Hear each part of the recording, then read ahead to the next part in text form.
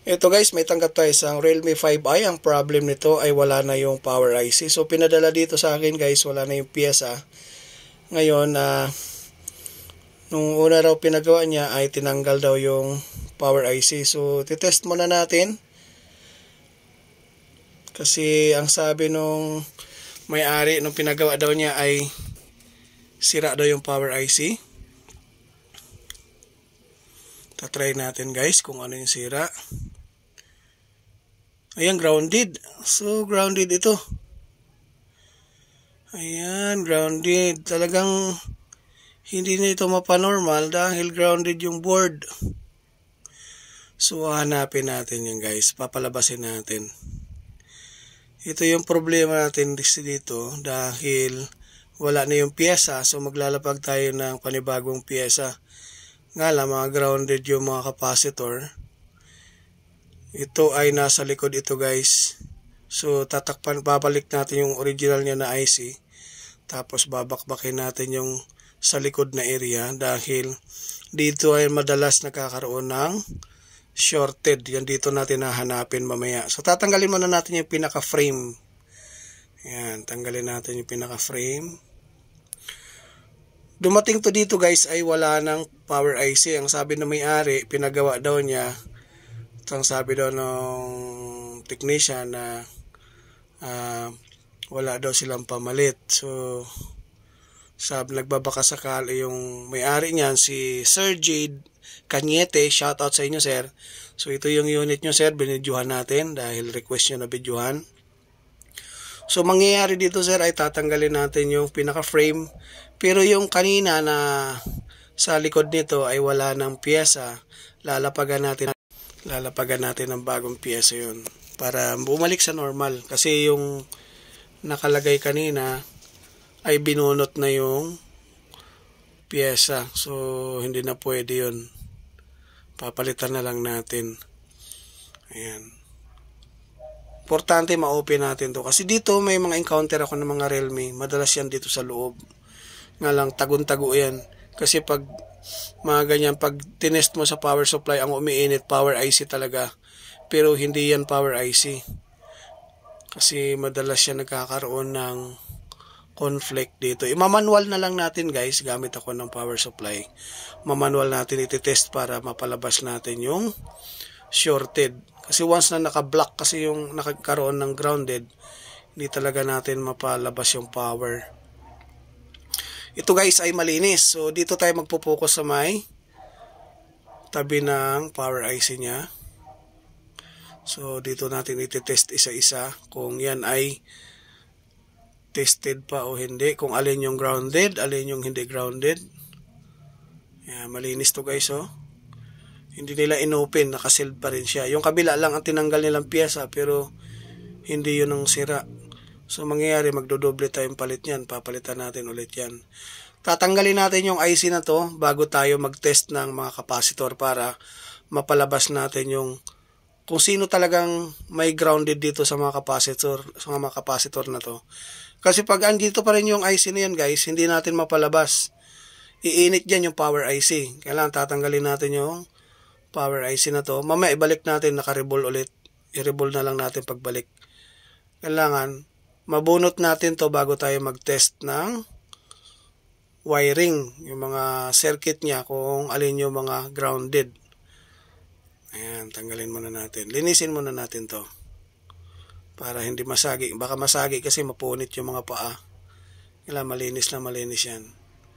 Tapos saka tayo maglilinis ulit ng Hudson reducer.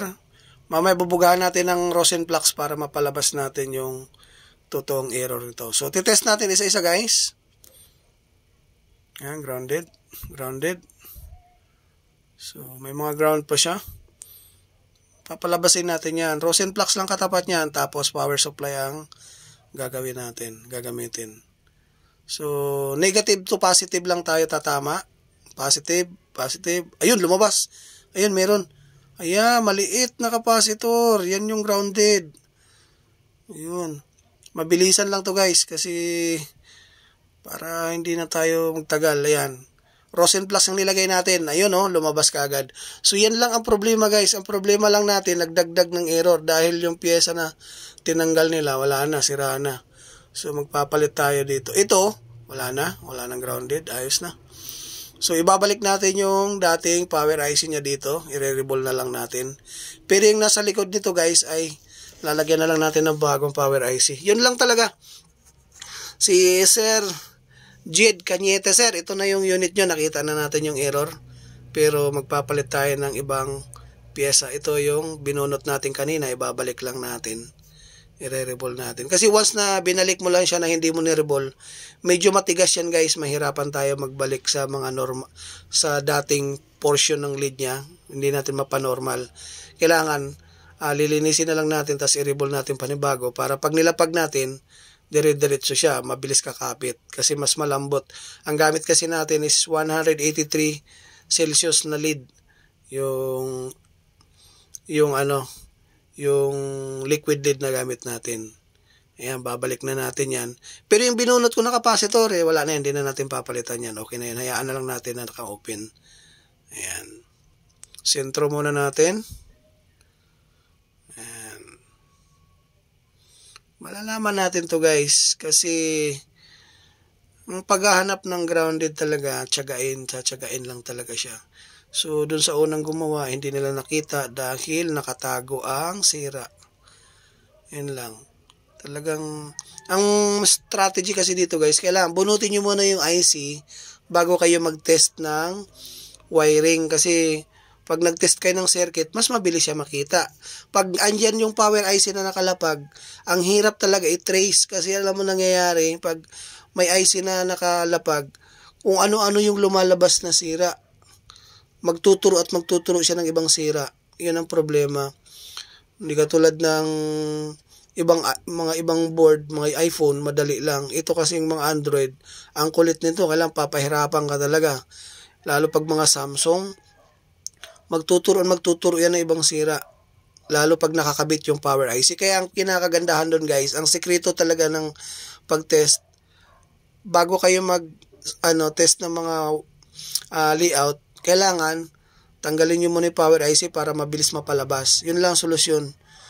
May mga layout kasi guys na nakakonect sa power IC kaya minsan ang lumalabas, ang umiinit yung power IC.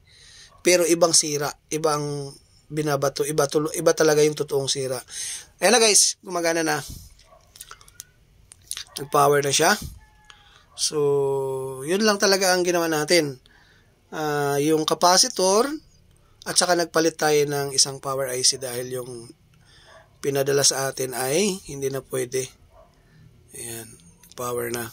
Realme 5i, ang problem nga ay pinag-practicean na kay Sir Jed Cañete. Shout out sa inyo, sir.